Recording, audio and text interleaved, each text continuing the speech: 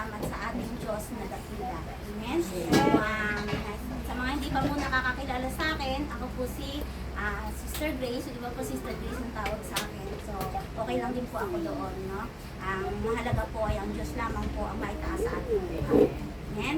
So, sa araw na ito, ang ating pong pag-aaralan po ay kung paano po tayo tinatawag na sinasabi na tunay nga po ba tayong kumilala sa ating Panginoon. Masasabi po ba na we are a genuine followers of Christ. So, yan po ang ating pag-aaralan sa araw po na ito. At bago po ang lahat, ay nais ko po na tumayo po ang bawat isa at tayo po ay panandaliang manalangin. Bilang Diyos na makapangyarihan sa lahat, tunay nga po Lord, na ikaw'y aming pinupuri at pinasasalamatan. Tunay Lord na ikaw lang may taas sa aming kalagitnaan. Gamitin mo po ang inyong abang lingkod, O God, upang maipahayag, Panginoon, ang nais mo sa araw na ito. Ang mensahe mo, ang mga salita mo, itumimo sa aming mga buhay, Panginoon, at patuloy nga, Panginoon, na ito po'y aming mai-apply sa aming pamumuhay, O Lord, sa araw-araw. At Lord, pagpalain mo po ang bawat isa, pagpalain mo ang iyong salita, Lord, na magkaroong buhay sa buhay po ng bawat anak mo na naririto. At gayon din, Lord, pagpalain mo ang bawat makikinig ng sa gayon, Panginoon, ay mayroon po silang aanihin at mayroon po silang itatanim sa bawat kaluluwang kanilang mababahagian, O Lord God. Patuloy, Lord, hinaangkin namin sa iyo ang katagumpayan ng gawain ito sa tanging pangalan lamang ni Jesus. Kung aming dalangin. Amen. Amen. Po, tayo po ay makakaupo na po. So, bago po tayo dumako sa ating pag-aaral, ay nais ko lamang pong magkaroon ng isang katanungan. Paano nga po ba natin masasabi na mayroon tayong tunay na kaligtasan? Po? Na the Bible tells us that if we have a genuine faith in Jesus, we can be assured of our eternal life. So, paano po natin masasabi na mayroon po tayong talagang eternal life? Ano po? Hindi po porkit sinabi natin na tayong mga Kristiyano na lagi pag tinatanong tayo, paano mo sabi na mayroon ka ng assurance ng salvation mo? Lagi natin sagot, dahil tinanggap ko ang Panginoong Jesus bilang aking Panginoon at tagapagligtas. Yun na po, yun na intak sa atin bilang mananampalataya. So, ang katanungan po ay, paano mo masasabing may tunay ka ngang kaligtasan? Diba? Yun po yung ating tanong po. Kasi madaling sabihin na tumanggap tayo sa ating Panginoon. Pero ang sinasabi ko doon, genuine po ba talaga yung pagtanggap natin sa ating Panginoon? So, but we also have to take note that the same Bible that assure our eternal life is also the same Bible that lists down the characteristic of a saved soul. So, sinasabi rin po dito sa Biblia na yung mga karakteristik ng mga kaluluwang talagang mayroong kaligtasan. Amen po? Diba? Sabi nga doon sa 1 John 5:13, these things I have written to you who believes in the name of the Son of God, so that you may know that you have eternal life. Ang Bible po ang nagsabi po niyan. But sabi, may mga katanungan, do you really want to know if you have eternal life? So po ba natin malaman na kontento na po ba tayo na every Sunday na nakaka-attend tayo, na yun po yung pagkakaalam natin na nakakapakinig tayo ng salita ng Panginoon. But sabi nga ni John the Beloved, even the entire Bible, sinasabi po doon na never said na mayroon tayo talaga na eternal life. Sabi gano'n. Na kapag nag-pray po ba tayo ng prayers ni sinners, sabi, pray the sinners, pray and you will have eternal life. Yung mga pinapatanggap po ba natin, yung mga bago pong nadadala natin sa presensya ng Panginoon, once na pray natin sila ng acceptance prayer, ay lagi po natin sinasabi na binabati natin sila na meron na silang eternal life. So ngayong araw po ay matututunan po natin kung paano po ipapahayag ng ating Panginoon na kung tayo po ba talaga ay mayroong tunay na kaligtasan. So hindi lang din po ito sa pamamagitan ng do good and you will be saved, di ba? Iba yung may mga naniniwalang gano'n, gumawa ka ng mabuti at ikaw ay maliligtas at ikaw may kaligtasan, di ba? But kailangan po natin na to know if we have eternal life, we need to evaluate ourselves. Amen? So, you need to check yourself. You need to honestly assess yourself in the light of 1 John, no, sa ating pong pag-aaralan ngayon, ang ating pong title. Doon po muna tayo sa question po dyan na, are you living in the light? Yan. Doon po muna tayo pumasok before. Yan. Question. Are you living in the light? Yan po ang ating katanungan bago po tayo dumako sa ating pag-aaral po, no? Are you living in the light? Ang makakasagot lamang po niyan ay ang mga sarili natin sa harap ng ating Panginoon. Amen? But sa ating pong pag-aaral sa araw na ito ay mauunawaan po natin at i-reveal po ng ating Diyos kung tayo nga po ba ay namumuhay sa liwanag, sa kaliwanagan. So, ayan po ang title po natin ng ating pag-aaral ngayon ay Living in the Light. Yan. So, before po dyan, ay nais ko po na basahin po muna natin ang ating verse. Ang ating pong passage ay sa ating 1 John, verse 1, chapter 1, verse 5 to 7. Yan po ang ating Bible scriptures for today po. Yan. So, sabi po dyan, sabay-sabay po natin basahin ang salita ng Panginoon. Tayo po ay tumayo para bilang pag-respeto po sa salita ng Diyos.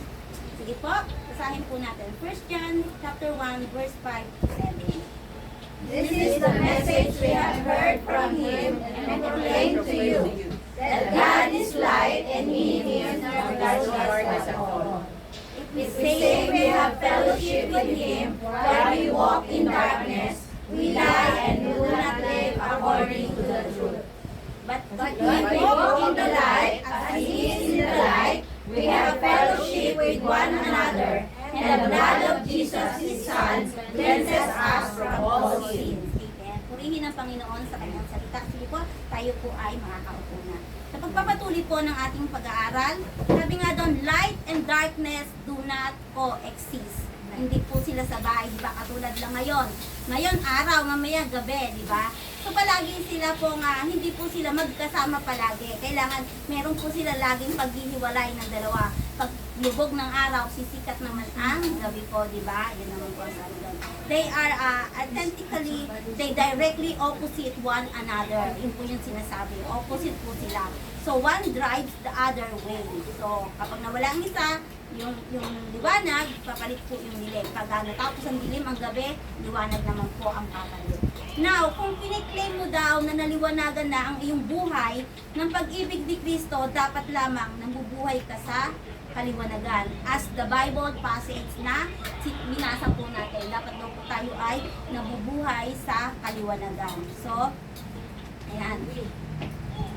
When we accept Jesus, our Lord and Savior, or should I say, when we respond to God's love by accepting the Lord Jesus as Lord and Savior, the Holy Spirit starts to dwell in our heart. A little bit. Little bit. Just a little bit. Taas. Bababa mo siya. You need to hold just Yan, like that. yan. So, yan po yung sinasabi doon na the moment daw na ni-receive natin ang Panginoong Jesus sa ating buhay, ang the Holy Spirit is also dwell in us. Yun po, no? Kasi tayo po ang pagkakaintindi po natin na once po na sabi doon na, but actually, the more appropriate biblical words to say is this: when we accept Jesus as the Lord and Savior of our life, it is not Jesus, but it is the Holy Spirit who starts to live and dwell in our hearts. Di ba yung mga bago mananampalataya pag tinanong, nasaan na si Jesus? Sasabihin natin, sagot natin, nasa puso natin, di ba? Yes, ang tinanggap natin ng Panginoong Jesus, subalit ang iniwan ng Panginoong Jesus sa atin ay ang banal na Espiritu. The moment na tinanggap natin ang Panginoong Jesucristo, ang nananahan po sa atin, ang nagdwell po sa atin, ay ang banal na Espiritu. The moment we receive Jesus as Lord and Savior is also the moment when God baptized us with the Holy Spirit. And by so doing, our body become the temple of the Holy Spirit. That's now the reason why the Bible said when we are being baptized by the Holy Spirit during our regeneration, yung pagtanggap po natin, yung pag-receive natin sa ating Panginoon, our body and everything therein should be under the new management of Christ. Yun po yung tamang ano po doon. Diba? Sabi nga doon sa verse, sa 1 Corinthians po, sabi po dyan, 3:16, sabi dyan, hindi ba ninyo, hindi na po ba? Sige. First Corinthians, unang Korinto. Sabi dyan, unang Korinto, sabi, hindi ba ninyo alam na ang inyong katawan ay templo ng Espiritu Santo na nasa inyo at ipinagkaloob ng Diyos sa inyo? Hindi ninyo pag-aari ang inyong katawan. Yan po yung sinabi dyan. Since the Holy Spirit is now dwelling in us, ang ating buhay ngayon ay tiyak na maaapektuhan at maiimpluwensyahan ng banal na Espiritu. Hindi na po tayo, dapat po nagpapasako po tayo sa leading ng banal na Espiritu. Ang mga pangunahing katangian ng banal na Espiritu po, the fruit of the Holy Spirit, so alam naman po natin yan, di ba? So, once na the Holy Spirit dwelling in us, nag-work na po yan. And then, yan na po ang mga fruits of the Holy Spirit na dapat po ay nagkakaroon po ang isang mananampalataya na tumanggap sa ating Panginoon. As well as those spiritual gifts start to grow and develop in our lives. Dapat po, hindi man sabay-sabay ang mga fruit of the Holy Spirit na yan na meron agad tayo kasi hindi naman po talaga sabay-sabay na magkakaroon tayo yan. Yan po ay nag-develop po yan in our lives. Kung tayo po ay magre-response sa nais ng Lord sa ating buhay. So let me use the analogy so we can see that does it mean to say that the Holy Spirit is dwell in us. Sabing ganito, kapag likas sa isang tao na siya ay malinis o organisado, ito po yung mga picture po natin. Yan. Yung mga tao, di ba? Pag organized sila, ang isang taong organized, malilinis po sila, ang mapapansin mo agad sa kanya, ang mga pangunahing lugar niyang madalas na pinupuntahan. Kwarto, bahay, opisina, ito, yung mga ano po yan, katulad po nito, yan. Napaka-organized po niya sa kanyang bahay, sa kanyang kitchen. So makikita natin yung kalinisan. Her characteristics as being clean and organized are reflected in whatever domain in jurisdiction she is housed. If that person own house, dahil malinis at organisado siya, it is very likely na malinis at organisado ang kanyang tirahan. Ganon din po tayo, kaya po dapat hindi naman po instantly na tumanggap tayo sa Panginoon, ay totally nabago po agad tayo. Unti-unti po yan, on process po tayo na binabago ng Panginoon. Amen? In the very same way, we claim that we are Christian, if we claim that Jesus is the Lord and Savior of our life, if we claim that our body is the temple of the Holy Spirit, it must follow that our life and lifestyle must reflect that one who owns us. Dapat po, nakikita sa pamumuhay po natin, the way we live po, na kung sino po ba yung ini-imitate natin, di ba? Na tinanggap natin ang ating Panginoon, kailangan na kung ano yung characteristic ng ating Panginoon ay nagkakaroon po tayo nun unti-unti. At makikita po ito sa pamumuhay po natin. Amen? So, sabi, in the very same way we claim that Christian, if we claim that Jesus is the Lord and Savior of our life, if we claim that our body is the temple of the Holy Spirit, it must follow that our life and lifestyle must reflect the one who owns us if the Holy Spirit is truly living in our hearts. It follows that you and I must live a life of holiness. Makikita daw po na namumuhay tayo ng may kabanalan. Yun po yung tamang pagsunod po natin sa ating Panginoon. Ano po bang pangunahing katangian ng banal na Espiritu? Sabi nga po yan, di ba? Yan, namumuhay po tayo ng may kabanalan. So dito tayo sa ating verse. Sabi diyan, sa pamantayan ng Biblia, hindi po natin pwedeng sabihin na ang isang tao ay tunay na Kristiyano kung hindi siya ay di naman namumuhay ng may kabanalan. So kahit tumanggap daw tayo sa ating Panginoong Yesus, tinanggap natin siya, may nag-invite sa atin, hindi mo agad-agad masasabi na siya ay may tunay na kaligtasan kaagad. Makikita lang daw po natin yan kung nakikita natin siya na namumuhay ng may kabanalan. Kaya pag sumikapan po natin mamuhay ng may kabanalan, ang pagsunod po sa ating Panginoon. Ang natural, logical at biblical outflow ng isang buhay na tumanggap kay Kristo bilang Panginoon at tagapagligtas ay kung tunay ang pagtanggap kay Kristo bilang Panginoon at tagapagligtas. Unti-unti sa pamamagitan ng banal na espiritu na siyang nananahan sa iyo at sa akin, no? Unti-unting tumatabang ang iyong panlasa sa kasalanan. So, nagkakaroon na po tayo ng awareness, mali ito. So, nagkakaroon po tayo ng pagpipigil. Diba? Isa sa fruit of the Holy Spirit, diba? Nagkakaroon po tayo nun. So, tumatabang na po tayo sa paggawa ng kasalanan. Kumbaga po ay nakokontrol mo na po na alam mong mali ito, hindi ka na mag-give in. So, yan po dapat, namumuhay po tayo dapat na ganyan. Unti-unting tumatabang ang iyong panlasa sa kasalanan at habang tumatabang ang panlasa mo sa kasalanan, unti-unti ka naman ngayon nagkakaroon ng panglasa patungkol sa kabanalan. So, namumuhay na po tayo. Unti-unti naman po ang sabi dyan hindi naman po instantly. Ang isang tunay na Kristiyano ay hindi namumuhay na alipin ng kasalanan. Di ba alam naman na po natin yun? Noong tayo ay sinuko na natin ang ating lahat ng nagawa natin sa ating Panginoon. So hindi na po tayo dapat namumuhay at hindi na tayo alipin ng kasalanan. Dapat po namumuhi na tayo sa kasalanan. Siya ngayon ay namumuhay na dapat ng may kabanalan. Dapat daw po tayo ay namumuhay ng may kabanalan. Alam naman natin, once na tumanggap tayo sa Panginoon, ano yung sabi sa 2 Corinthians 5:17, alam po natin palagi ito. Kaya kung nakipag-isa na kay Kristo, ang isang tao, isa na siyang bagong nilalang. Bagong nilang, we are new creation. Sabi, wala na ang dati niyang pagkatao. Sa halip, ito'y napalitan na ng bago. Amen? Di ba po? Yun po yung nais ng Diyos na makita sa atin.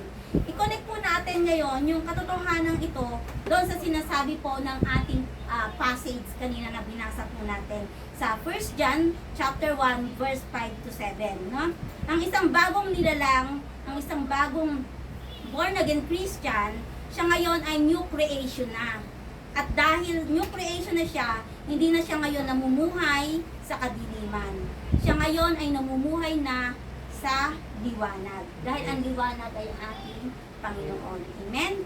So, that is actually the first fruit of salvation. Ito po para talaga yung unang pruweba ng ating kaligtasan. Kapag namumuhay po tayo ng may kabanalan po. Amen? Yan po yung ating Bible passage kanina. Ang tunay na namumuhay na ang tunay na may buhay na walang hanggan ay isang taong namumuhay sa liwanag. Dapat po namumuhay tayo sa liwanag. Amen? Sabi doon nga sa ating Bible passage kanina, basahin po natin sa Tagalog. Sabi naman dito ay, ito ang aming narinig sa kanyang anak at ipinahayag naman namin sa inyo. Ang Diyos ay liwanag at walang anumang kadiliman sa Kanya. Sabi din sa 6 po, sabi, kung sinasabi natin tayo ay may pagkakaisa sa Kanya, ngunit namumuhay naman tayo sa kadiliman, nagsisinungaling tayo at hindi namumuhay ayon sa katotohanan. Di ba ang sakit po nun? Parang sabi, Kristiyano ako, lagi ako nasa church every Sunday o Saturday man ang ating group, lagi ako nagpipray. Pero kung hindi ka naman namumuhay talaga sa kaliwanagan at hindi mo po ipinamumuhay, ang sakit po sabihin na tayo po ay nagsisinungaling. Ang Biblia ba po ang nagsabi nun, di ba? At sabi nga po dyan sa 7, ngunit kung namumuhay tayo sa liwanag, gaya niya na nasa liwanag, tayo'y nagkakasa at ang lahat ng ating kasalanan ay nilinisin ng dugo ni Jesus sa kanyang anak. Amen. Napakabuti po ng ating Panginoon. If we carefully study the Bible, alam niyo po, lahat ng tunay na nakaranas ng pagliligtas ni Jesus sa Biblia, lahat sila'y literal na nagkaroon ng malaking pagbabago sa kanilang buhay. Ang totoong tumanggap daw po. Kung makikita po natin sa mga Bible character during the time na nagmi-ministry ang ating Panginoong Jesus through the life of disciples, nakita po doon na nagkaroon po ng pagbabago ang kanilang buhay. A good example of a transformed life is the one who wrote our passage. Sino po ba ang sumulat ng 1 John, ng Epistle of John? Yes, Si John the Beloved. Yan. Siya po ang author po ng First Epistle of John. 1, 2, 3 po yan. At saka yung John din po. Siya po yan. So, yan po ang sabi dyan, no? When he was just a new disciple, nung bago pa lamang po siyang tagasunod ng ating Panginoon, alam niyo po ba kung ano yung characteristic ni John? Baka po magulat kayo, ay grabe, ganun pala siya before. Ang sabi dito, he was a very hot-headed. Maiinitin ng ulo, sabing ganon. An explosive person, sabing ganon. Maiinitin ng ulo, madali siyang sumabog. Alam niyo po yung konting galit ka agad siya. Yan po yung characteristic before ni John the Beloved. Before po siya na-transform. Sabi, together with his brother James, they were known as the son of thunders. Alam niyo po, yan po yan, oh. Yan, si John the Beloved po, siya po yan. And then, tinagurian po silang sons of thunders because mainitin nga po ang ulo nila at madali po silang magalit. Matindi pong magalit ang magkapatid na ito. Yan po, yan, yung magkapatid na yan. Sabi nga dyan sa Luke 9:54, dahil matinding magalit sila, when they were ministering in Samaria, the people rejected Jesus. Nung nagmi-minister po si Jesus, kasama sila, pero ni-reject po ang Panginoon. Because of the rejection made by the Samaritan, John with his brother James got so mad of them. Yung po yung naramdaman agad nila. Imagine nyo po, sila pa yung nagkaroon ng reaction na ganon. So sabi dyan sa Lucas 9:54, Panginoon, payag po ba kayong paulanan namin sila ng apoy upang sila'y matupok? Ganyan po sila, katinding magalit. Dahil hindi lang sila tinanggap, tayo po ba pag nagbabahagi tayo ng salita ng Panginoon, hindi tayo tinanggap agad ng binabahagian natin o nireject tayo, mag-uusal ba agad tayo ng ganyang pananalita? So, nung panahon po na bago pa lang sila, ganyan po mainitin ang ulo po nila. Ganyan po agad silang magalit na magsasabi agad sila na para mawala sila, tupukin silang lahat, di ba? Mamamatay sila pag natupok sila at pag tinamaan po sila ng kidlat, di ba? Sabi, just because of their anger, they wanted to massacre an entire town. Gusto nilang mamatay lahat na ng tao dahil hindi tinanggap ang ating Panginoon. No wonder, these two brothers are called the son of thunder. Sila po yung tinagurian sa Biblia na son of thunder. Yan, yung magkapatid po na yan. So yan, kinausap nila ang ating Panginoon. Not only hot-headed, but these brothers were also selfish and ambitious. Bakit po? Bakit po sila selfish and ambitious? In Mark 10:37, sabi po nga dyan, di ba? Yan po yung kanilang nanay, sabi ganyan, ng magkapatid. James and John mother asked Jesus if her son can sit on the highest place of honor in heaven. One in his left and one on his right. Yung nanay po niya, lumapit po pa sa ating Panginoong Jesus dahil ang gusto nila, sila po yung matalaga sa left and right ng ating Panginoon. Ganun po sila ka-selfish at ambisyoso. Amen? So, but when they two brothers experienced the love of Jesus, nun daw maranasan nila ang pag-ibig ng ating Panginoon, sabi ganyan. When they allow God's love to regain in their heart, there was radical change in their lives. Sabi, radical po ang ginamit po na words. They have radical change in their life. Ano po yung nangyari? Si James po yan, yung nakikita po nating nananalangin. Ang tinagurian po kay James, James become known as the apostle with camel knees. Sabi ganun. Ano po ba yung makikita natin sa camel? Di ba mga kalyo-kalyo po yung ng camel?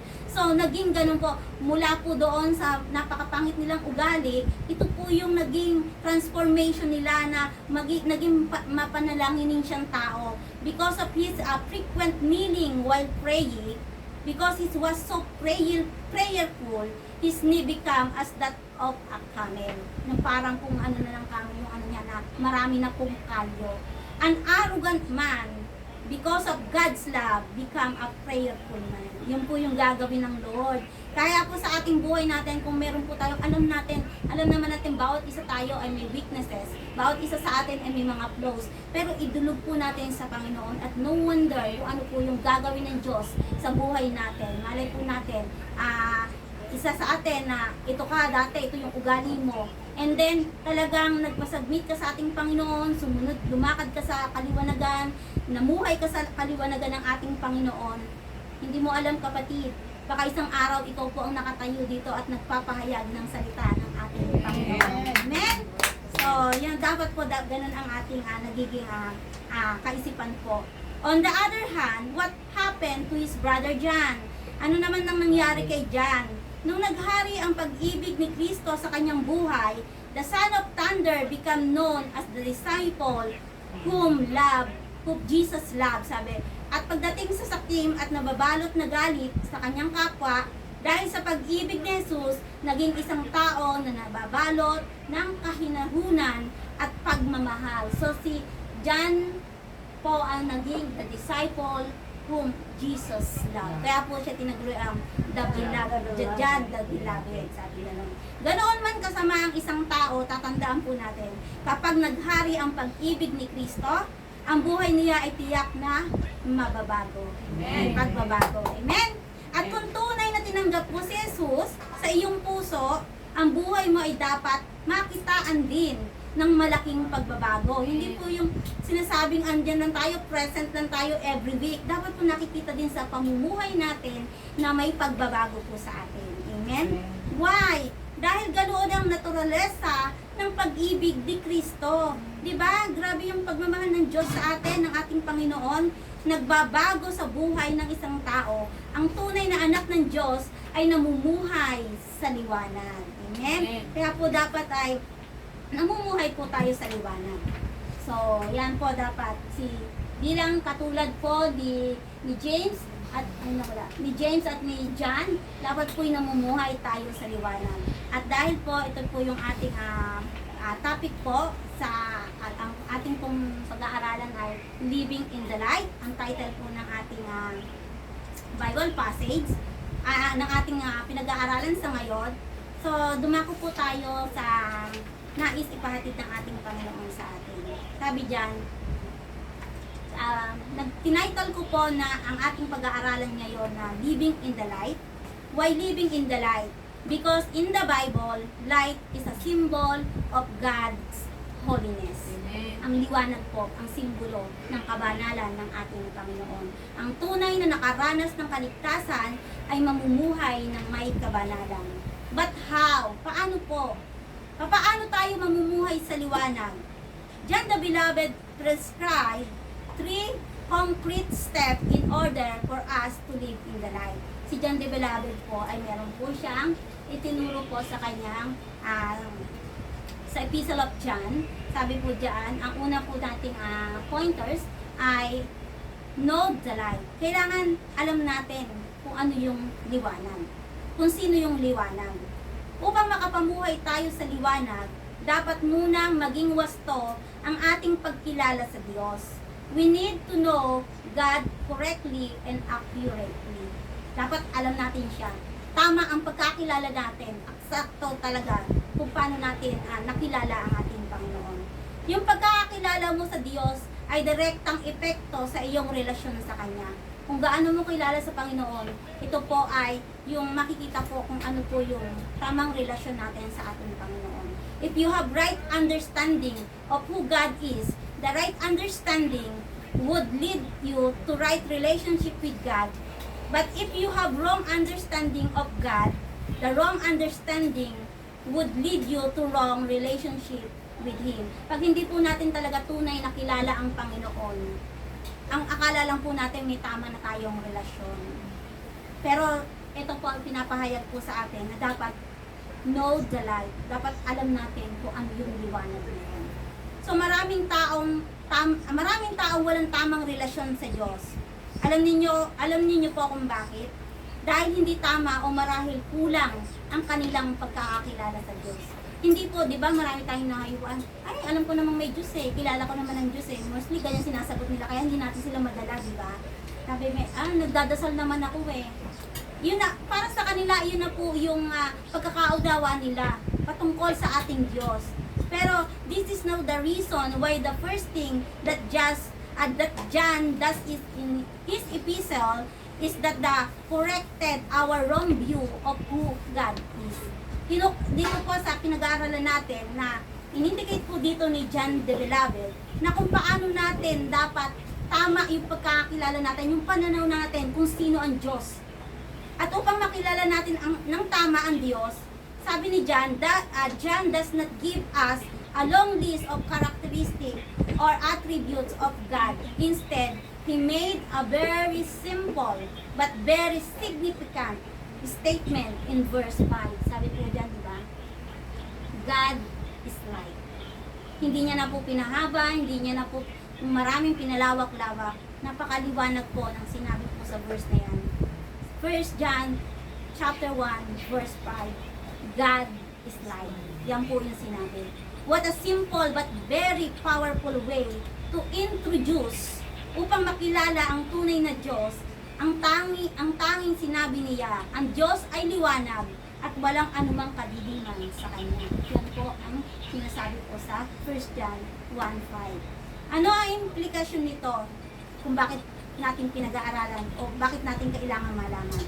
In this verse, when John described God is light, he is pertaining to the primal or fundamental moral attribute of God. Kasi po tayong mananampalataya, iisa po ang laging bukang bibig natin. God is love. Diba? Enough na po sa atin yun. Light using John context is a picture of God holiness.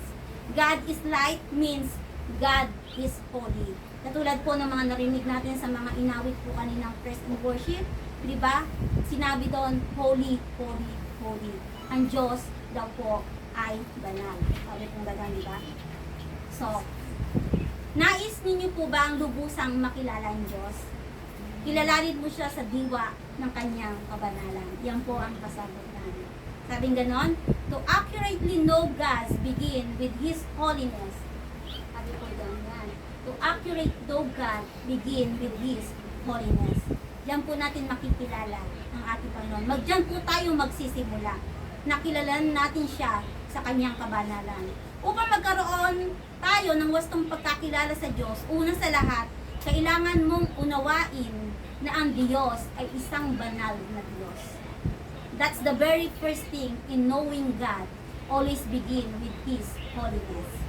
Marami po ang mga attributes at katangian ng ating Diyos. Subalit higit na anumang attribute o katangian ng Diyos, upang maging wasto ang iyong pagkakilala sa Kanya, kailangan mo munang aralin ang Kanyang kabanalan. Believe me, hindi magiging wasto ang pagkakilala mo sa Diyos kung hindi mo siya kikilalanin gamit ang lente ng Kanyang kabanalan. So sabi ko dyan, yan. Yung picture po yan sa second coming.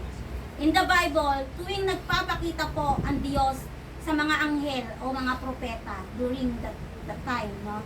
The first and only attribute that captured and captives their attention is the holiness of God. All through out of the Bible, we can observe that the first noticeable, yung una pong nakikita o una nating nare-recognize na karakter ng ating Diyos ay yung kanyang kabanalan. Ang example po dyan ay si Moises. Sabi dyan, when Moises saw the burning bush, he removed his sandals because the place where the burning bush is situated become a holy place. Yung kabanalan agad ng Diyos ang nakita ni Moises. Kaya ang kanyang sandals, di ba, ang pinakamarumi na tinutagurian natin ay ang ating pangyapak. Kaya tinanggal po niya yan. So even po sa buhay po ni Isaiah, sabi po dyan sa Isaiah, sa vision niya, when Isaiah had a vision of God, in Isaiah 6:3, he saw the angels declaring, ano po ang sabi doon? Hinakakan po, holy, holy, holy is the Lord God Almighty. We could notice two important things here. Kapag nakita ng isang tao o ng anghel ang manifestation ng Diyos, ano po agad yung na-recognize natin? Ang sabi po dyan ay ang kabanalan ng Diyos. Ang una nilang napapansin ay ang kanyang kabanalan. God's holiness is the first noticeable character of God. Second po, kung ano po yung nanonotice, the only attribute of God which is repeated 3 times consecutively in the Bible is holiness. Diba sabi doon kanina, holy, holy, holy.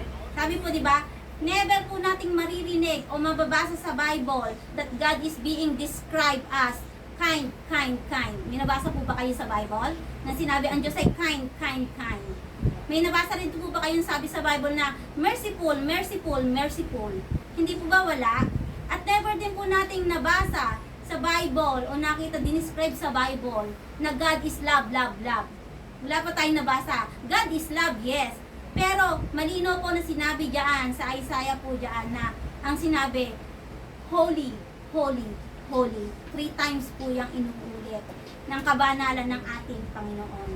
In the 1 John verse 4, sabi po diyan, bago po natin nasabi na God is love, ang una po munang nabasa natin 1 John chapter 1 verse 5. Ano po ang sabi diyan? God is God is love. Light, sabing ganon. So, bago pa lang po sinabi doon sa 4:8 na God is love. Ano po yung nauna? Nauna po ay ang God is light. So, dapat kumpleto po yung ating pagkaunawa sa attributes ng ating Panginoon. Alam ko po yung mga nag-aaral kay Pastor Abner, tinuturo po niya ito yung attributes of God, ng ating Panginoon. Sabi diyan, before giving emphasis to God's love in chapter 1, verse 5, he first give emphasis to the notion that God is light. Sabi nga, kung tatanungin niyo, ba, tinanong niyo si pastor, o tinanong niyo si sister, o yung leader niyo, why does John start with God's holiness? Bakit daw nag-start si John sa kabanalan ng ating Panginoon? Hindi ba mas magiging appealing sa tao kung sasabihin muna ni Juan na ang Diyos ay pag-ibig kaysa ang Diyos ay banal? Hindi ba kasi doon po tayo nakafocus. God is love. Yun na po yung naumpisahan po natin. Na tuwing po may lalapit sa atin, God is love. But hindi po natin unang natutunan na ang Diyos ay banal. Sabi, gusto ko pong ma-observe ninyo na tayong mga Kristiyano, we are so in love about the idea that our God is loving God. Diba? Gustong-gusto natin yun, diba? Lagi yun yung ating kahit nakagawa ka ng kasalanan o may pagkukulang ka, maunawaan naman ako ni Lord kasi God is love. Bukang bibig po natin yan. At laman ng isip natin, patatawarin naman ako ng Lord kasi God is love. Yun po lagi nating sinasabi. Sabi dito, Christianity today so bambered and flooded with the idea that the God whom we worship is God of love. Okay. Hindi naman po masama po yun, dahil yun naman talaga, God is love, na yun yung ating maging kaisipan. Subalit, I'm not saying that the teaching is wrong. Hindi ko po sinasabi na mali po yung teaching na yon. It is true that our God is a loving God. But there is a great caution here that as God's children, huwag lamang po tayo mag-focus sa loving nature ng Diyos. That kind of teaching is incomplete. Hindi po mali, pero incomplete po. Kapag ganun lang po yung itinuturo sa isang church, ay nakafocus lang po tayo sa pagmamahal ng Diyos. Hindi po na natin nakikita ang kabanalan ng ating Diyos. Dapat po, or worse, focusing too much on loving nature of God without teaching His holiness is very dangerous and misleading. Mapanganib po ito at namimislead po ang tao kasi paulit-ulit lang pong gagawa ng kasalanan ng tao dahil alam nilang mahal tayo ng Diyos, patatawarin tayo ng Diyos. Amen? Pero kung alam natin yung kabanalan ng Diyos, makikita po natin kung paano po talaga tayo namumuhay, tinanggap natin ang Panginoon at paano natin masasabi meron tayong assurance of salvation. Amen? Bakit kailangan nating aralin ang pag-ibig ng Diyos sa konteksto na kanyang kabanalan? Kung hindi po natin kikilalanin ang kalikasan ng Diyos na siya ay banal, paniguradong magkakaroon tayo ng maling pag-unawa patungkol sa kanyang ibang kalikasan. About His love, His mercy, His grace, kindness, and light. Marami po yan, yung mga attributes po ng ating Panginoon. So, mamamali po tayo ng pagkaunawa doon kung nakafocus lang doon po tayo na God is love lang. Understanding God's love outside His holiness is dangerous teaching. Ayan po sabi dyan. Ayan. Understanding God's love, kapag God's love lang daw po, outside His holiness, na hindi kasama yung kanyang kabanalan, is a dangerous teaching. Ayan po yung tinutukoy po dyan. So, for example, kung hindi mo muna natin aaralin ng kabanalan, hindi po natin magagrasp ang tama, hindi natin mabibigyan ng karampatang pagpapahalaga ang kanyang pag-ibig. Sa katunayan, if we try to understand the love of God outside His holiness, sorry for the term po, no?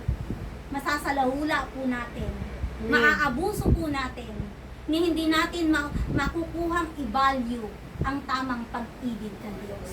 Yun po yung katotohanan doon. Dahil inaabuso natin yung pagmamahal ng Diyos sa atin.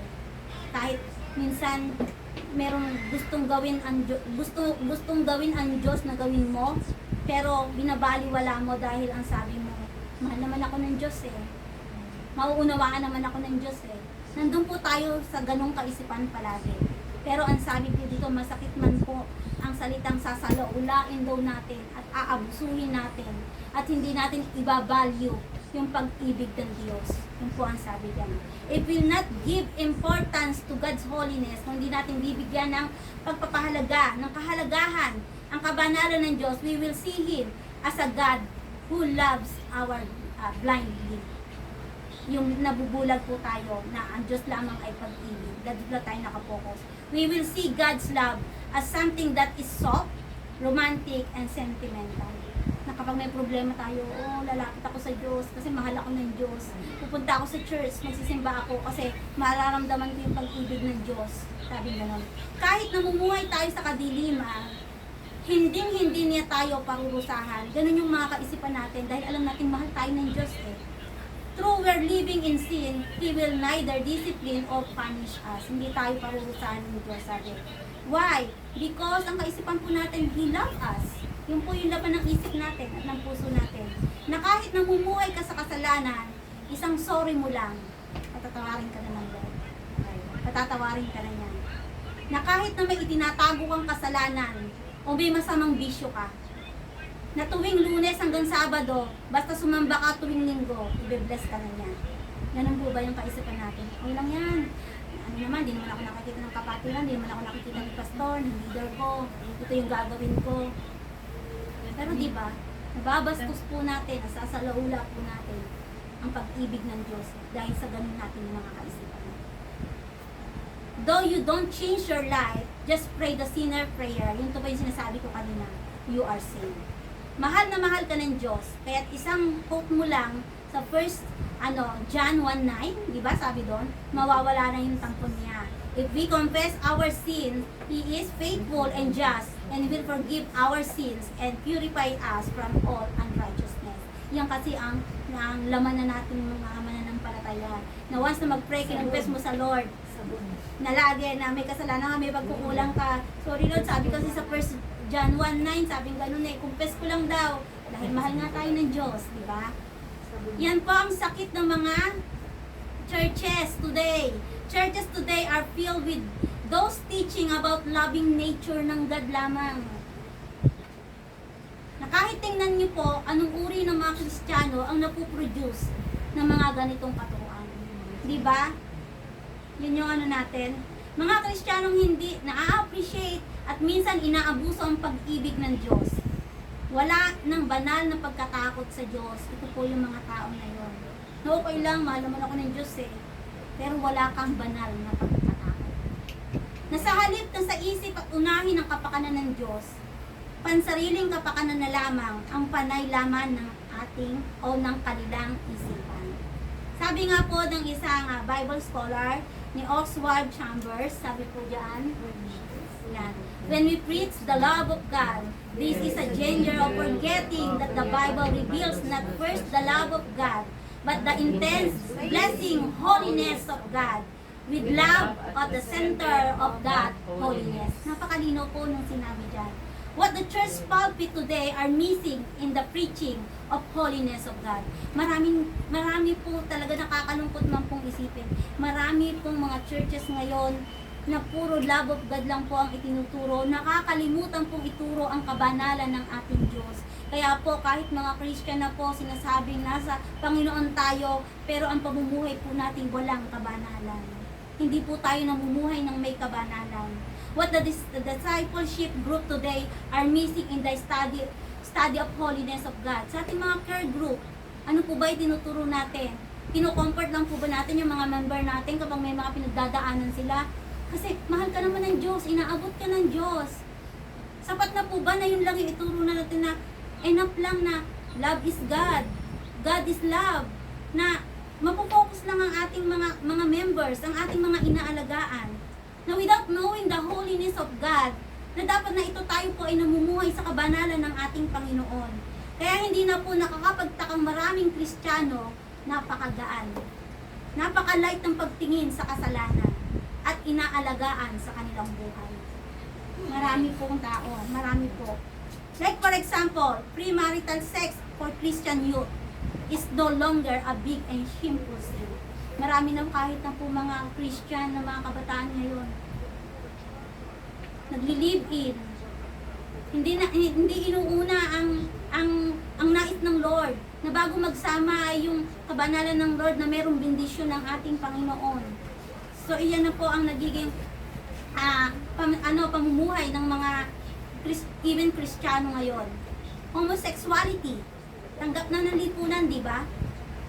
Addiction and vices, pag-inom ng alak, maliit na bagay.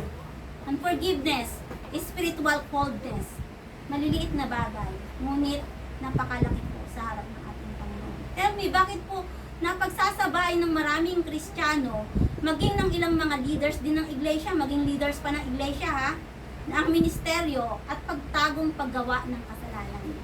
Hindi po ito, talaga po ito nangyayari po talaga.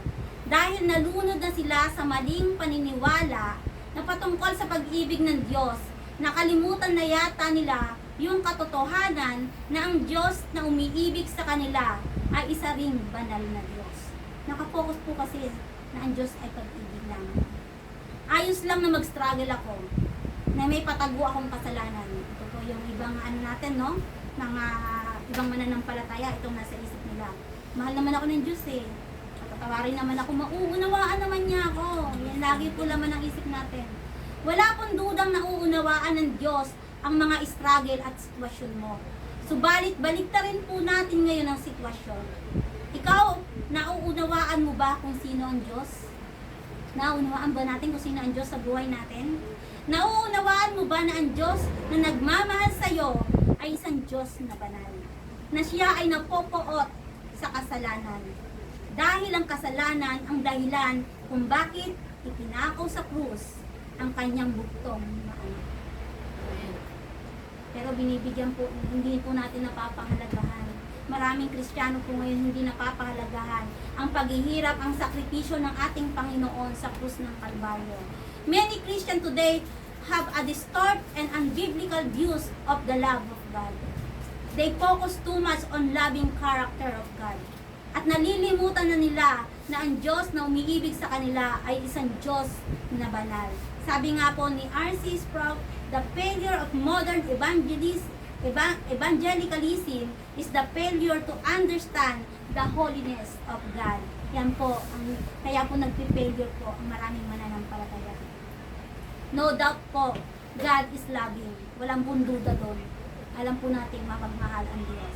But remember, the God who loves us is holy God. That is the reason why Paul and John always keep on reminding us that our God is light, and His children, we must live in the light. That is the reason why Peter, we need to be holy because God is holy. Natagpuan po natin yan sa Peter. If we want to have an accurate understanding, kung meron daw po tayong accurate na pagkaunawa of God, who God is, we must begin with His holiness. Believe me, magkakaroon po ng napakalaking pagbabago sa buhay mo kapag naunawaan mo na ang Diyos na umiibig sa iyo ay isang Diyos na banal. Yan po. Amen? Maging yung paraan o pagsamba po mo tuwing linggo mababago. Tingnan nyo po itong example natin. Ayan.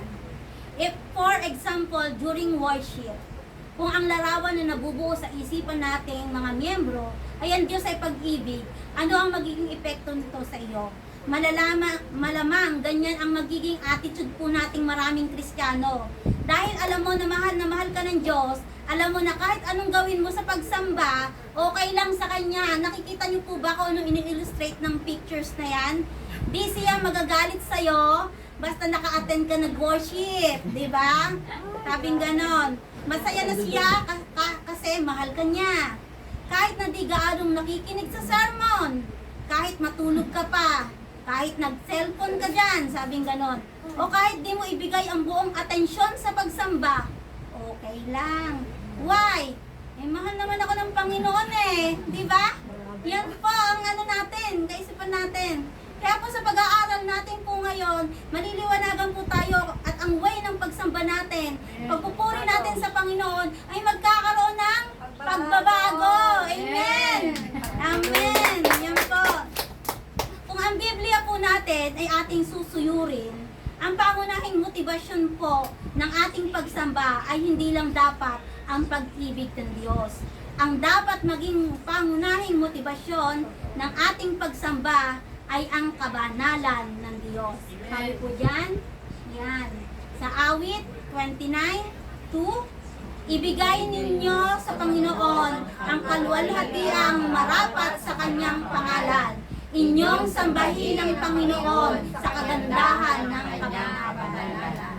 Kaya po dapat, kapag po tayo ay naririto, hindi naman po buong araw ang pagbibigay natin ng pagpupuri sa Panginoon sa araw ng ating worship.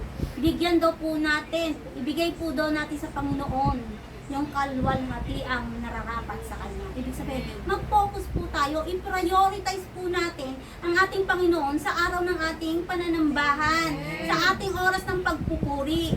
Kung sa iyong pagsamba ngayon, ang larawan na nabubuo sa iyong isipan ay ang Diyos ay iyong sinasamba, ay isang Diyos na banal.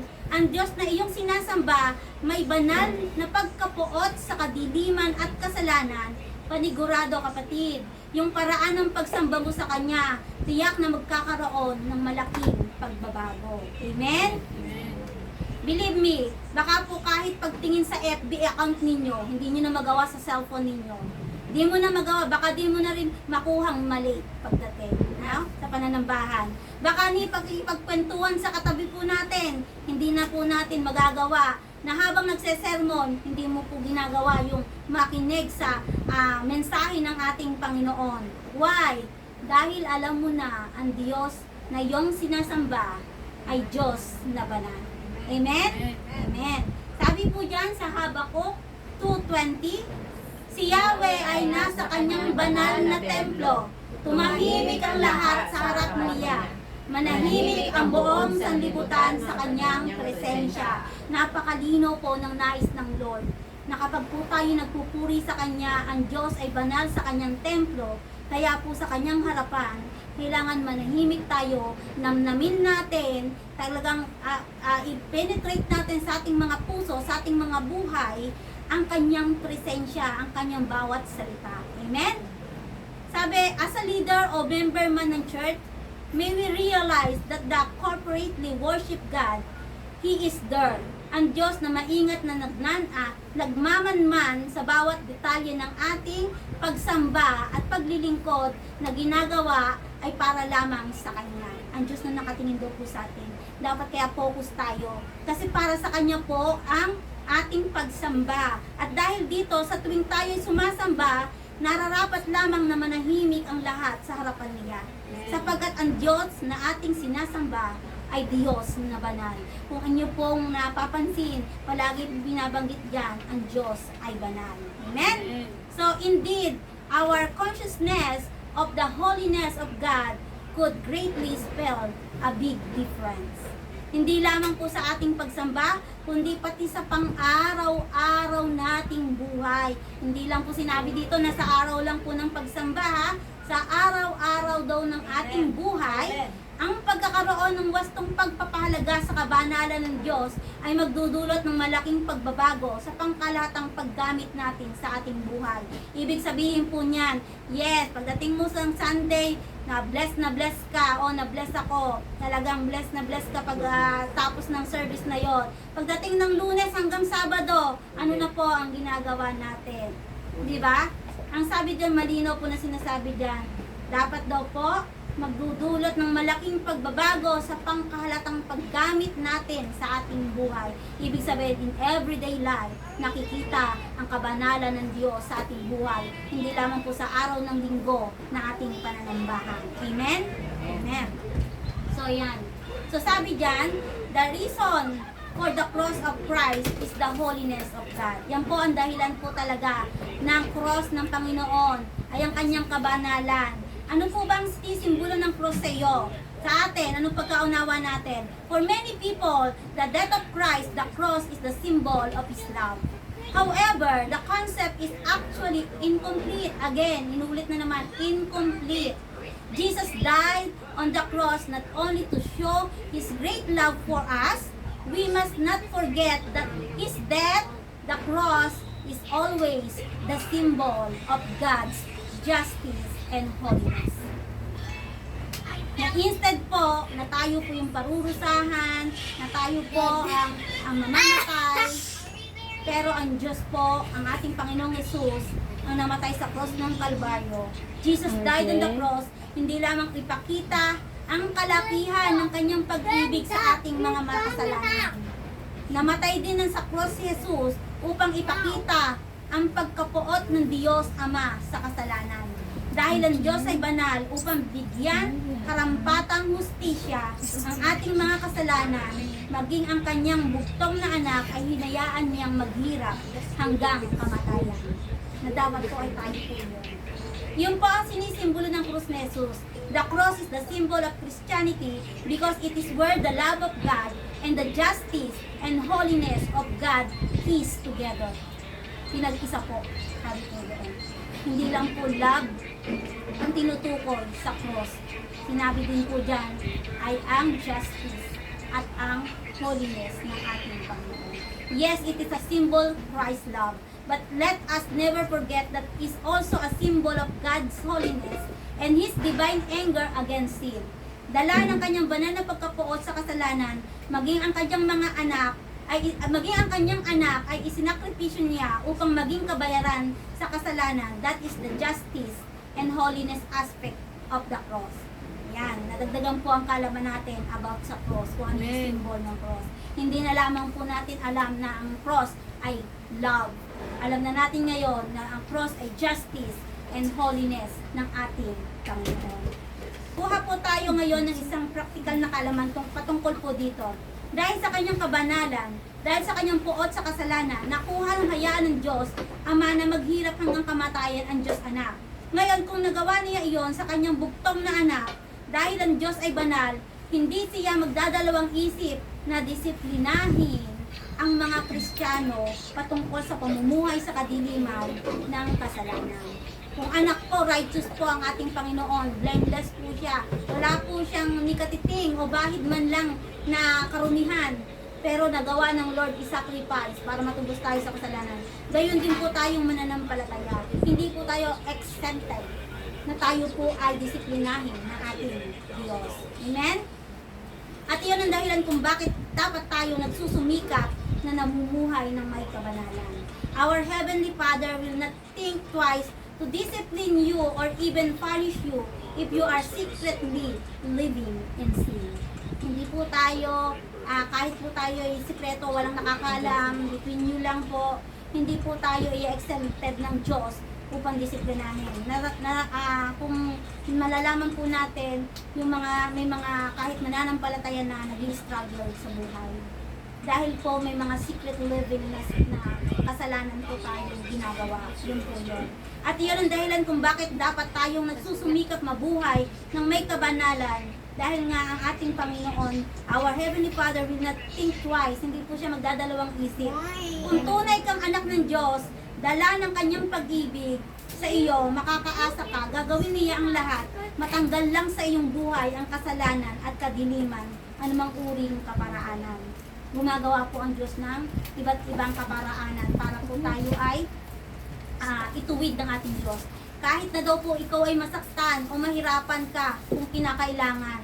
Diba? Kung maano po natin, may mga Christian na pero grabe yung struggle nila sa buhay na sa kanilang pagsunod sa Panginoon, nakikita mo faithful yan, sa pagtatayt, sa pagbibigay, sa pag-support sa gawain. Pero nakikita natin, minsan dumaranas sila, sumasadsad sila sa buhay. Kasi, although ginagawa mo yon, pinakikita mo na ganun yung pamumuhay mo, pero ang tanong kasi, totoo bang namumuhay ka sa kabanalan ng Diyos? O baka naman pinakikita mo yun to cover up yung ginagawa mong kasalanan? Amen. Ganun po kasi yun eh. Sabi nga, di ba, kung matatandaan niyo po si Job, bakit si Job? Sa panahon po ni Job, di ba, masasabi natin siya yung pinaka-famous, siya yung fame, siya yung pinakamayaman during that time. Pero bakit ganun po yung nangyari kay Job? Na sumadsad po siya to the point na nawala ang lahat sa kanya. Dahil ang sabi diyan, mapalad ang taong sinasaway nitong Diyos. Pagtutuwid niya sa iyo'y huwag ikasama ng loob. Pagkat ang sinugatan niya ay kanyang pinagagaling. Ang pinahihirapan niya ay kanya ring inaaliw. Yan po ang sabi po sa Job 5:17 and 18. Diba? Sabi niya ganyan. In God's standard, what's more important is not your happiness, but your holiness. Para kay Kristo, mas mahalaga ang iyong kalayaan sa kasalanan kaysa sa pananatili mo sa isang masayang buhay, ngunit nababalot naman pala ng kadiliman. At kung kailangan na may tanggalin ng Diyos na napakahalaga sa puso mo para lamang mabago niya ang buhay mo, gagawin ng Lord. Remember, Job, mga anak niya, asawa niya, tinalikuran siya, even mga friends niya, nawala sa kanyang lahat. Sabi, your God is holy. God and sin He love you. He will never allow you to live in the darkness of sin. Hindi daw po hahayaan ng Diyos na mamuhay tayo sa kadiliman ng kasalanan. Kaya ginagawa ng Diyos yung kahit masaktan po tayo. Pero napakaliwanag po ng sinasabi ng Diyos dyan, na kahit tayo sinusugatan niya, pero pinapagaling din niya tayo. Na kahit daw po tayo pinahihirapan na niya, pero inaaliw naman niya tayo. Amen? Napakabuti ng Diyos. Sabi sa 1 Peter 1:15 and 16, dahil ang Diyos na pumili sa inyo ay banal, dapat din kayong magpakabanal sa lahat ng inyong ginagawa. Pakalino po sapagkat nasusulat, magpakabanal kayo sapagkat ako'y banal. Yan ang nais po ng ating Diyos. Amen? So, yun sabi kanina, kailangan daw natin know the light. So, kilala na natin ang Diyos, kilala na natin ang liwanag. Ano naman ang gagawin natin kapag kilala na natin ang liwanag? Follow the light. Sabi niya yan. Follow the light. If we want to experience an intimate fellowship with God, first, we must know the God is light. However, knowing is not enough. Hindi po sapat na alam lang natin kung ano yung liwanag. Knowledge itself is useless. The applicative aspect of knowledge is the most important. You need to apply it. Your knowledge must be seen in your lifestyle. Nakikita po sa ating pamumuhay. After knowing God, we must follow His holy example. In other words, we must follow the light. Maybe some of you are saying, Pastor, Pastora, Sister, I am already following God. That's why I'm serving the Lord. Is it enough? Na sinabi mo na ganon? Nasabi mo, sumusunod ka sa Diyos, kaya nga naglilingkod ka, kaya ka nga nandito ngayon? That's why I'm attending our worship service. Yan minsan ang katwiran, di ba? Hindi pa ba sapat na paglilingkod at pagsamba sa Diyos? Why is that okay? One way to determine whether or not you are truly following God is by evaluating your motives as to why you are following following Him. Sabi na ang totoo daw, para daw malaman natin, evaluate daw natin kung ano yung motibo ng ating pagsunod sa Kanya. Sabi ganon. Makikita hindi porket nandito tayo ngayon, tama na po yung motibo natin. Sabi ganon. As we serve and worship God, all these things must follow out from pure motives and noble intention. Ang pangunahing tinitingnan ng Panginoon sa mga tao na naglilingkod at sumasamba sa Kanya ay yung kanilang motibo kung bakit sila sumasamba. Why don't you check your heart and ask yourself, ano nga ba, bakit ba ako nandito ngayon? Bakit ba ako napunta sa church ngayon? Sabi ganyan. Sabi po dyan sa Luke, mamaya. Sabi, bakit ka nga ba naglilingkod at sumasamba sa ating Panginoon? Naglilingkod ka ba sa Diyos dahil tanging iniibig mo siya? O sumasamba ka ba sa Kanya dahil may kailangan ka sa Kanya?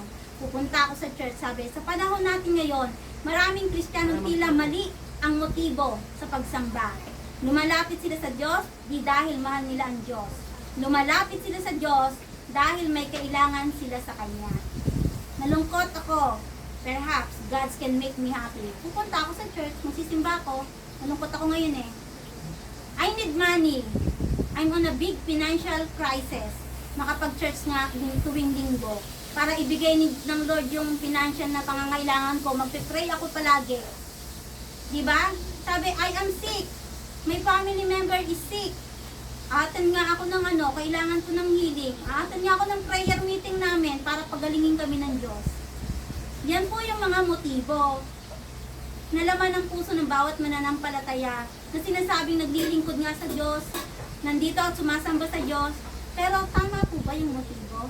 In the other words, naalala lang nila ang Diyos kapag may kailangan. Naaalala lang ba natin ang Diyos pag may kailangan tayo? But when their lives is going well, kapag po na masaganang buhay, wala nararanasan ng problema, may problema man pero hindi nila pansin. Kahit yung personal prayer and Bible reading nila, hindi na po magawa. Busy ako eh, marami akong pinagkakabisihan, hindi ako makapagbasa ng Bible. Pero pagdating na, katulad natin tayong mga OFW, pagod na pagod ako maghapon, Lord, bago matulog, magdadasal. Ang amen niya, pagising na ng umaga. Or magdadasal, thank you Lord, salamat sa maghapon. Yun na lang po yung nasasambit natin. Pagising sa umaga, nagmamadali ka na, nakulate na ako, kailangan ko mag-prepare ng pagkain ng alaga ko. Paghahanda ko ng breakfast si amo. Lord, salamat po sa umaga po, nagising ako. Enough na. Wala na po tayong moment sa ating Panginoon. Sabing ganun yung personal prayer po natin dapat, tsaka yung Bible reading. Hindi naman po sinabing basahin mo whole chapter ng Bible. As long as nanalangin ka sa Panginoon at hiningi mo kung ano yung kasagutan ng Panginoon sa pamamagitan ng kanyang salita. The problem with many Christians today is self-centeredness. Nakapokus na lang sa sarili. Yes, they have relationship with God. But in that relationship, all they think about is their own welfare. Yung pangkasariling kapakanan na lamang po. Ang palagi niyang iniisip ay kung ano ang maibibigay sa kanila ng Panginoon. At hindi man lang nila naiisip kung ano ang maibibigay nila sa Panginoon. Hiningi ba ng Lord ang lahat ng bagay na meron ka? Hindi po. Ang hinihingi ng Lord na magkaroon ka ng moment sa Kanya. Na magkaroon kayo ng intimate relationship sa pamamagitan ng pananalangin, pamamagitan ng pagbabasa ng Kanyang salita. Sabi nga doon sa Lucas 9:23, sinasabi niya sa lahat, kung ibig ninyong sumunod sa akin, limutin niya ukol sa kanyang sarili at sumunod sa akin. Diba? Ang sabi ng Diyos dito, kung nais daw natin sumunod sa Kanya, limutin natin ang ukol sa ating mga sarili, sabi, at sumunod daw tayo sa Kanya. In the Bible, we can see that those who are selfish, ito po yung mga picture na yan, no? Who are selfish using their relationship with God just to gain blessing are the ones who had a tragic life. Kung nakikita niyo po sa picture niyan, sino po ang babaeng yan? Yes, they love God, but they love God blessing more. They love the blessing more than they love the blesser. Mahal niya ang Diyos, ngunit mas mahal niya ang pangangailangang ibinibigay ng Diyos sa kanya. Ito po ay Lot's wife. Diba, nung pinaano sila ng Lord, sabi, huwag silang lilingon. Pero lumingon po siya, sabi sa Genesis 19, dala ng masyadong pagpapahalaga sa mga naiwang material na yaman. Ang asawa ni Lot ay lumingon at dali-daling naging haliging asin. Dahil po sa kanyang pagiging materialistic. Na ito yung pinagagawa ng Lord, pero po, inuna niya po yung mga bagay na makapagpasiya sa kanya. Siya ay naging isang malaking tipak na asin. Sa New Testament po, kung makikita niyo po yung mag-asawa na yan, si Ananias at si Sapphira, nasabi ng panahon na yon na tumutulong sa gawain. So, ibinenta nila lahat ng kanilang mga ari-arian. Sabi, they love their money more than they love God. Sabi nila, diba, na ibebenta nila yan, ibibigay daw nila, ibibigay sa gawain para makasuporta. Pero ano po yung ginawa nila? Nagsinungaling po sila, hindi po nila dineclare yung lahat po ng kanilang nabentahan. Akala po ba nila maluloko nila ang banal na espiritu? Akala po ba natin maluloko natin ng Diyos? Kahit lihim mo po yung ginagawa, wala pong nalilihim sa ating Diyos. Sabi ngayon, they love their money more than they love God. Mas mahal nila yung pera nila kaysa sa Diyos. Sabi, after laying in the Holy Spirit regarding their money, they died instantly. Namatay po sila. Bumagsak po sila. Kasi binigay nila kay Peter yan, time na yan. Pero dahil nagsinungaling sila, on the spot po, namatay po ang mag-asawang ito. The rich ruler, sabi din ba?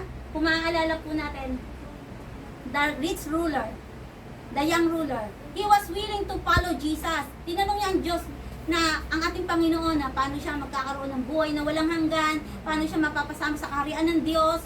Ang sinabi niya, sinabi ng Panginoon sa kanya, ganito, ginagawa ko po yan, sumusunod po ako, ino-honor ko pa ang pamilya ko, ang nanay ko, tumutulong ako sa lahat po, ang pang-pamilya lang po niya.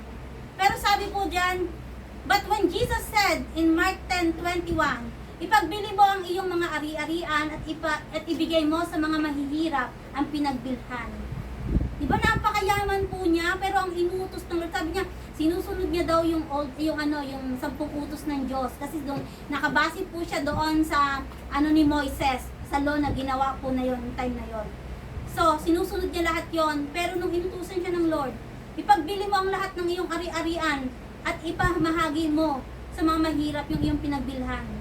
Ano ang ginawa po ng lalaking ito? Ano po ang tugon niya sa ating Panginoon? Iniwan ng lalaking ito si Jesus dahil mas mahalaga sa kanya ang kanyang kayamanan kaysa sa kanyang ugnayan sa Panginoon. At because of that, he failed to experience eternal salvation in Christ. Hindi po ba? Kung matatandaan niyo po, may kwento po dyan ng mayaman siyang lalaki. Nung namatay po siya, sa impyerno po siya napunta. At si Lazarus na naghihirap that time, siya ang napunta sa langit. Sobra-sobra po yung kanyang paghihirap na dinanas po. Subalit dahil sa utos lamang ng Diyos na ito sa kanya, ay hindi niya nagawa. Sinasabi, makikita po natin na talaga bang namuhay siya sa kaliwanagan ng Diyos? Samantalang may isang utos ng Diyos na hindi niya kayang gawin?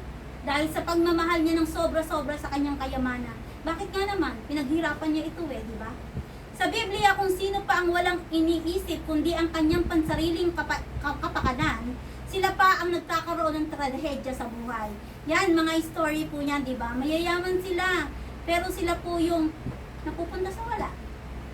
And because of that, he failed to experience eternal salvation in Christ.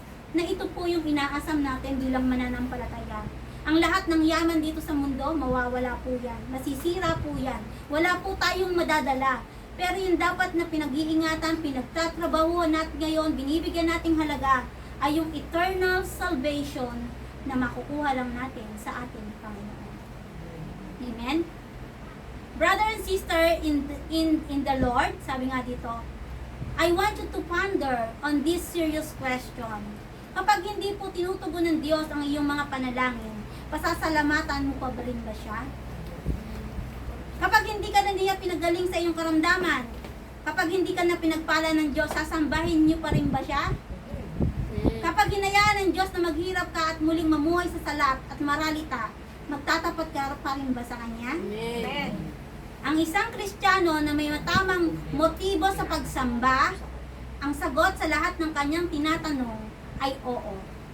Panginoon, maghirap man, sa kahinaan man, sa suliranin man, anuman ang mangyari sa aking buhay, magtatapat pa rin ako at sasamba sa iyo.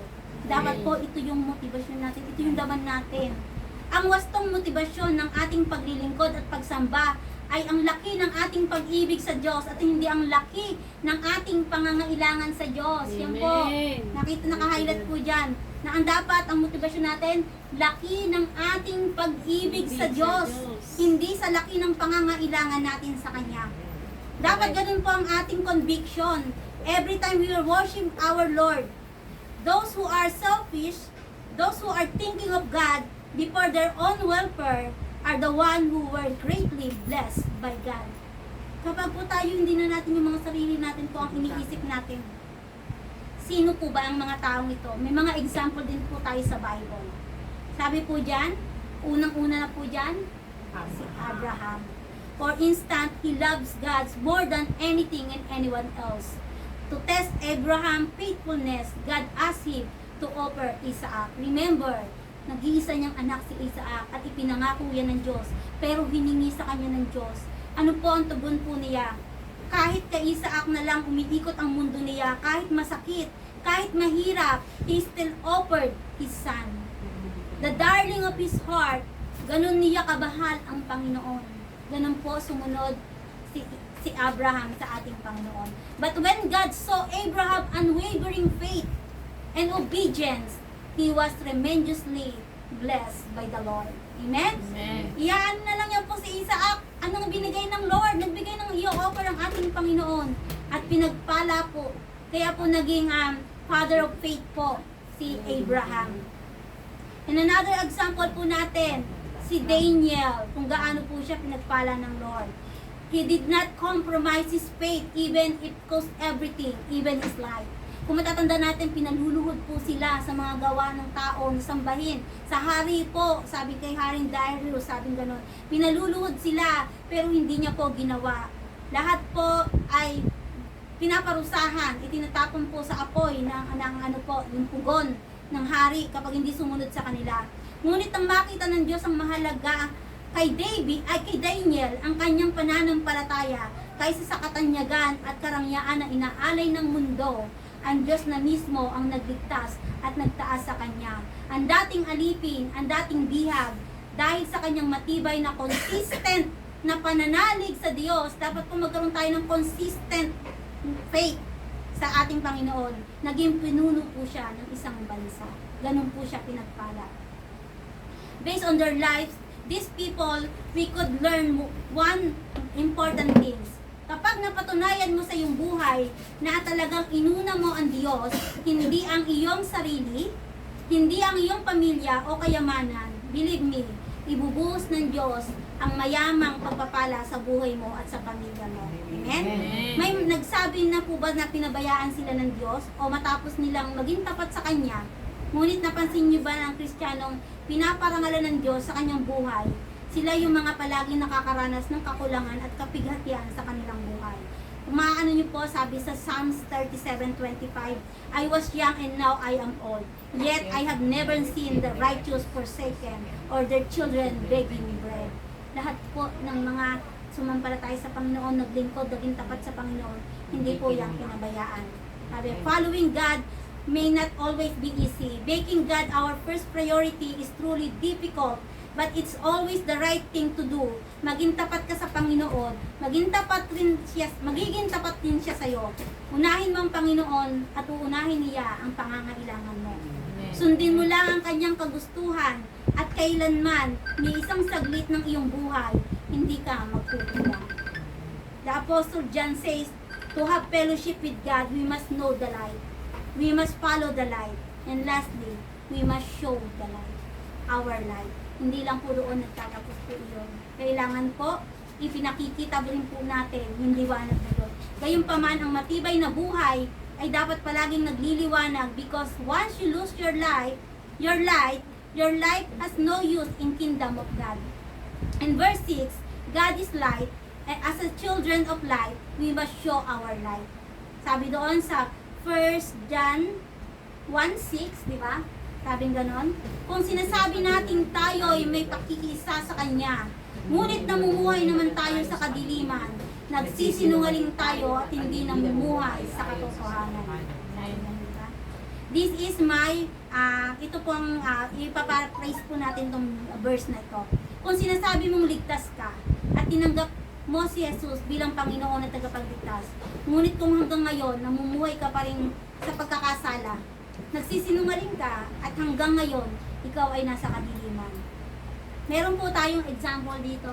Yan po si Luke Goodrich. Siya po, a native of San Jose, California, secretly burned his garbage in his backyard. Siya po, in San Jose, burning garbage is against their law. Habang siya nagsisiga, dahil malakas ang hangin, biglang kumalat ng apoy. Sa sobrang lakas ng apoy, kumalat din ito ng ilang ektarya ng lupain.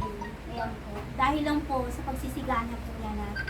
Because of the intensity of fire, it took 6 helicopter and 400 firefighter to put the fire out para po mawala po yung sunog na yun. Ganun pong karami yung ginamit. 6 na helicopters, 400 na mga bumbero po. It was such a huge fire that surprised many people dahil lang isang sigalang ito nagmula. Ngunit mas lalo silang nagulat dahil si Luke Goodrich pa ang dahilan ng sunog. Alam niyo po ba kung ano ang trabaho po ni Luke Goodrich? Because believe it or not, this man, itong si Luke Goodrich, ang kapitan ng San Jose Fire Department. Imagine po, siya po ang kapitan, siya yung pinuno, di ba? Sa napakaraming taon, ginugol niya ang kanyang buhay bilang isang bumbero, nakukuha pang magturo ng fire prevention. Ngunit siya mismo ay hindi sumunod sa batas ng gobyerno. What a hypocrite person, di ba? Maraming Kristiyano na matagal na panahon, ginugugol ang buhay sa pagdalo sa pananambahan. Ginugugol ang buhay sa mga gawain sa iglesia. Nakukuha rin nilang magbahagi ng salita ng Diyos sa ibang tao, di ba? Ngunit sa kadiliman pala, sila mismo ang hindi sumusunod sa batas ng Panginoon. Na sa halip magliwanag sa kadiliman, sila pa ang nangunguna na nagpapadilim sa mundo na nangangailangan ng liwanag. Na sa halip na mag-apoy para sa Panginoon, sila pala ang naglalaro ng apoy. Amen. Marahil tuwing linggo, sinisikap mo na makasamba sa Diyos. Ngunit ang tanong ay ito, may epekto pa ba sa iyong buhay, ang iyong pagsamba sa Diyos? Sa pagdagdag ng iyong kaalaman patungkol sa Biblia, mas nararagdagan din ba ang iyong pag-ibig sa Diyos at sa iyong kapwa? Ano po yung mga tanong po natin. A church have all of the programs in the world. But if people aren't changing, all you have is religion. A show on Sunday. Amen. Religion lang po yung pinapakita natin. Religyoso lang po tayo. Tayo sumusunod lang po kung ano yung programa, kung ano yung binaba ni pastor, ano yung binaba ni leader. Sinunod mo lang po yun para ipakita. Maraming taon na ang binibilang simula nang ikaw'y magpasya na maging alagad ng Panginoon. Ngunit kung sa matagal na panahon, ang iyong pagiging Kristiyano, tila baga parang walang pagbabago nagaganap sa iyong buhay. Masakit lang sabihin, ang iyong pagsambang ginagawa ay hindi nagiging katanggap-tanggap sa ating banal na Diyos. Sakit po, di ba? Diba?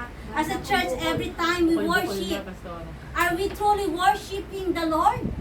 Sa pananabahan natin, totoo ba talaga sinasamba natin ng Diyos? Or are we just making big hypocritical show in our worship because until now, we are not changing for the better. Pakitang tao lang. Oo, nag-attend ako kasi kailangan, di ba? Leader kasi ako kailangan nandun ako para makita ng mga member ko. Para sumunod din sila, magsimba din sila. Ako dapat ang mangunguna. Pero hello, check yourself. Evaluate yourself. Amen. Ang isang tunay na tumanggap sa Kristo, kay Kristo, ay dapat lumalakad sa liwanag ng salita ng Diyos. Iniibig niya ang Diyos, iniibig niya ang kanyang iglesia, iniibig niya ang kanyang kapwa, mahirap man ito gawin. Oo, ang isang Kristiyano ay nagkakasala pa rin. Hindi naman po tayo perfecto, wala pa pong perfect. Lahat tayo nagkakasala. Ngunit kung talagang tinanggap na niya ang Panginoon sa kanyang buhay, hindi na dapat siya alipin ng anumang kasalanan at galit sa puso. Because when Jesus set a person free, pag pinalaya na tayo ng Panginoon, He is absolutely free indeed. Kailangan po talaga tayo ay malaya na.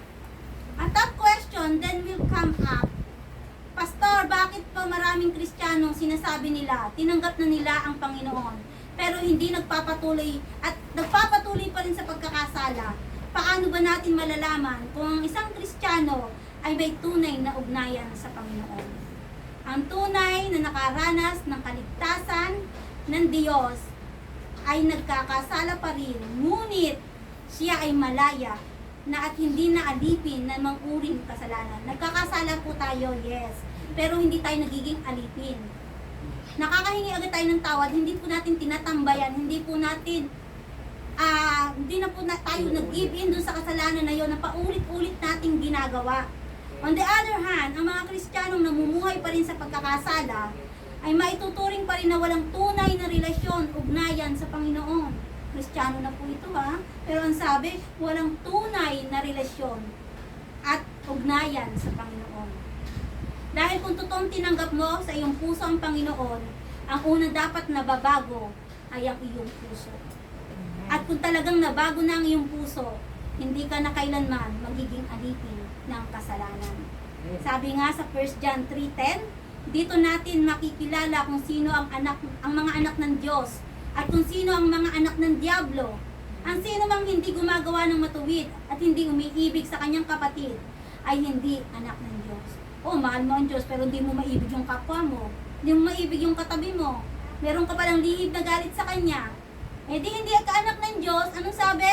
Anak ka daw ng Diablo. Ang sabi po dyan. Ang sakit po nun, ginugol mo na yung buhay mo sa church. Pero grabe. Malinaw na isinasaad ng talata, ang tunay na anak ng Diyos ay yung Kristiyano na namumuhay sa katwiran at kabanalan ng Diyos. At umiibig at nagpapatawad ng kanyang kapwa. Kung tunay na naranasan mo ang pag-ibig at kapatawaran ni Jesus, susunod ka sa Diyos at iibigin mo ang iyong kapwa. Amen. Kung hanggang ngayon, hindi pa rin nababago ang puso mo, kung hanggang ngayon, may kasalanan pa rin umaalipin sa'yo, kung hanggang ngayon, may kinikinggig ka pa rin galit sa kapwa mo, marahil wala pa rin pag-ibig ni Kristo sa buhay mo. Kaya po, i-check po natin ang ating mga sarili, mga kapatid. Dahil kung totoong tinanggap mo ang Panginoon sa iyong buhay, ang una dapat nababago nga ay ang puso natin. At kung talagang nabago ang puso mo, hindi ka kailanman magpapaalipin sa kasalanan. Amen. That is one of the greatest mark of a genuine Christian. Ito po yung patunay, marka ng isang totoong tumanggap at isang totoong namumuhay bilang isang Kristiyano. A changed heart and a transformed life. May buhay na binago, may pusong nabago, at may buhay na na-transform po. A heart that is holy and burning for God. Na yung puso natin daw, holy at nag-aalab sa ating Diyos. Isang buhay na nabubuhay sa liwanag at pag-ibig ng ating Panginoon. One day, meron pong isang yan po yung sinasabi kanina. Ang binibigyan po, sabi sa Ezekiel, I give you a new heart, put a new spirit in you. Kaya po dapat may change heart and transformation sa ating buhay. At sabi po dito, may isang kwento po ako dito sa inyo sa ating pagtatapos. Si King Frederick the Great. Ano po si King Frederick the Great? One day, the Parisian King Frederick the Great visited a prison unit in Berlin. Sa Berlin po. Pagpasok niya sa kulungan, ang lahat ng mga preso ay sinikap na magmakaawa sa kanya upang sila ay makalaya. Lahat ng kanyang nakausap ay iginigiit na wala silang sala at inosente sa kasong isinampa sa kanila. They deny all the allegations against them maliban sa isang bata. May bata po doon na nakita. Sabi ni King Frederick, tinawag ni King Frederick yung bata, sabi, "Young lad, why are you here?" Bakit ka naririto? Kasi ang bata nga niya eh. "My king," sabi po ano niyo po yung una ko pong binasa, yung lahat sinabi, yung allegation nila, wala silang kasalanan. Nililinis po nila yung kanilang mga sarili sa isinampang kaso sa kanila. Ngunit ito pong bata, ang sabi dito, "My king, I stolen some money. I deserve to be here." Yung sinasabi na gusto nilang makalaya kasi hindi daw nila kasalanan yon. Pero itong batang ito, ang sabi niya, nagnakaw po kasi ako ng pera at nararapat lamang na ako ay naririto. Walang ibang may kasalanan maliban sa akin. Patawarin po ninyo ako, mahal na hari, sabi ng bata. King Frederick called the warden and commanded him. Ialis ang batang ito sa lugar na ito. Wala siyang karapatang manatili dito kasama ng mga walang kasalanan at mga tapat na Ginoo. Kasi di ba sinabi nila wala silang kasalanan? So yung bata yung aalisin. Palayain mo ang makasalanang ito dahil makakahawa pa sa kanya ang mga matuwid na lalaki sa kulungan ito. Tingnan niyo po yung senaryo, yung ipinakikita, gaano kabuti ang Diyos. Alam mo kung ano po yung ibig lang ipahayag ng Diyos sa atin sa kwentong ito? We need to admit that we are sinners. We need to admit na nagkakasala po tayo. Kaysa naman sabihin natin, wala akong kasalanan, matuwid ako. Di ba? Yes. Sino nga ba ang tunay na Kristiyano? Sino nga ba ang tunay na namumuhay sa pag-ibig at liwanag ng Diyos? Ang isang tao na hindi inaamin ang kanyang mga pagkakamali? O ang isang taong may katapangan na aminin ang kanyang mga pagkukulang sa kanyang hari? So, alin po sa dalawa? Diba? At sabi nga po dito, sa 1 John 1:10, kung sinasabi natin hindi tayo nagkakasala, ginagawa nating sinungaling ang Diyos at wala sa atin ang kanyang salita. Napakalinaw po ng sinabi, no? Lahat naman po tayo nagkakasala pa rin. Pero hindi natin dapat sabihin na righteous ako. We need to admit po. Ang tunay na anak ng Diyos ay inaamin sa Diyos at sa kanyang sarili ang kanyang mga pagkakamali. Nakalulungkot isipin na maraming tao ngayon hindi na nararamdaman ang pangangailangan na aminin ang kanyang mga kasalanan sa Panginoon.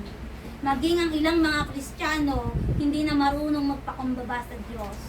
At sa halip na magpakumbaba, humingi ng tawad sa Diyos, sinisisi nila ang ibang tao, biniblame pa po ang iba. Ang kanilang sitwasyon at ang ibang kaganapan sa kanilang buhay. Ngunit di nila alam ang kanilang hindi pag-amin sa kanilang pagkakamali ang dahilan kung bakit hanggang ngayon hindi sila makalaya sa buhay na nakakulong sa kadiliman ng kasalanan. Sabi po sa Kawikaan 28:13, ang nagkukubli ng kanyang sala ay hindi mapapabuti. Ngunit kahahabagan ng Diyos ang nagbabalik loob at nagsisisi. Napakaliwanag po. Amen? Ang isang tao na namumuhay sa liwanag ay hindi kinukubli ang kanyang pagkakamali. Hindi rin niya itinatago sa dilim ang kanyang kasalanan. Hindi niya ibinabato at sisi sa ibang tao at hindi siya gumagawa ng mga dahilan upang linisin lamang yung kanyang pangalan. Sa halip, kapag siya ay nagkasala, siya ay nagpapakumbaba at humihingi ng tawad sa kanyang Diyos. Sabi nga, di ba, sa 1 John 1:9, kanina na sinabi ko, subalit kung ipahahayag natin sa Diyos ang ating mga kasalanan, maaasahan nating patatawarin tayo ng Diyos sa mga ito. Lilinisin tayo at lahat ng ating kasalanan sapagkat siya'y tapat at matuwid. Amen? Lahat po tayo for sure may pagkukulang sa Panginoon at sa ating pamilya at sa ating iglesia. Ngunit salamat sa Diyos dahil kapag sinimulan nating humingi ng kapatawaran at tuluyang talikuran ang kasalanan, binibigyan niya tayo ng kasiguraduhan na tayo ay makakalaya sa kulungan ng paghihirap sa ating buhay. At sa pagkakataong ito, God wants us to be free. Let's all recommit ourselves and start to live in the light. Nais ng Diyos na muling magliwanag at muling maliwanagan at muling pagpalain ang ating mga buhay. At makakaasa ka na sa muli mong paglakad sa kaliwanagan ang kanyang pag-ibig, kapanatagan at kagalakan ang tiyak mong mararanasan. Sa huling verse po na ating pag-aaralan, sabi po diyan sa awit, ito po ang ating pinaka-conclusion. Mahal ni Yahweh ang lahat ng namumuhi sa masama. Siya ang nag-iingat sa buhay ng mga lingkod. Sa mga lingkod niya. Sa tapat at pamumuhay ay sisinag ang liwanag. Sa dalisay namang puso, maghaharing kagalakan. Amen. Yan po ang pangako ng ating Panginoon. So, Sabi nga dyan, living in the life. Now, tayo po ang makakasagot sa ating mga sarili if we are living in the life. Purihin po ang Panginoon sa kanyang salita at pagpalain ng Diyos, pagpalain po ang bawat isa sa mensaheng inatid ng ating Diyos sa araw na ito. Sige po, tayo po ay magtayo.